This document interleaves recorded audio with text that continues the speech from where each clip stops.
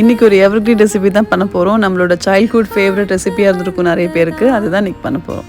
சரி, அந்த ரெசிபி பண்ணுறதுக்கு முன்னாடி கொஞ்சம் காஃபி குடிக்கலாமேன்னு பார்த்தா ஸ்பூன் இல்லைங்க காஃபி பொடி போடுறதுக்கு. டக்குன்னு கையில் கிடச்ச ஃபோர்க் எடுத்து காஃபி பொடி எடுத்தாச்சு. அப்புறம் தான் புரிஞ்சுதுங்க, நமக்கு திறமை இருந்தால் போகிறோம், நமக்கு தேவையான விஷயங்களை எதை வச்சு சாதிச்சுக்கலாம். ஸ்பூனாக இருந்தால் என்ன, ஃபோர்க்காக இருந்தால் என்ன, உங்களுக்கு ரிலேட் பண்ண முடியுதுங்களா? இன்றைக்கி நம்ம பண்ண போகிறது ரவா உருண்டை தாங்க.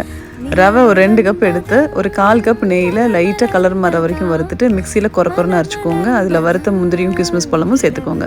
1 கப் ரவைக்கு 3/4 கப் சுகரை பொடிச்சு அது கூட சேர்த்துக்கோங்க. ஒரு 1/2 கப் நெய்யை சூடு பண்ணி அது கூட நல்லா ஸ்பூனில் வச்சு கிளறி விட்டுருங்க. இதில் ஒரு 1/2 கப் பாலில் கொஞ்சமாக குங்குமப்பூ சேர்த்து வெது வெதுப்பான அந்த பாலையும் இந்த கலவையில் சேர்த்துருங்க. இப்போ கை பொறுக்கிற சூட்டில் உருண்டையாக உருட்டி வச்சிட்டிங்கன்னா அருமையான ரவா உருண்டை ரெடிங்க. இது நார்மலாக நீங்கள் சாப்பிட்ற ரவா உருண்டை மாதிரி நல்ல மாவாக இருக்காது, தொண்டை அடைக்காது.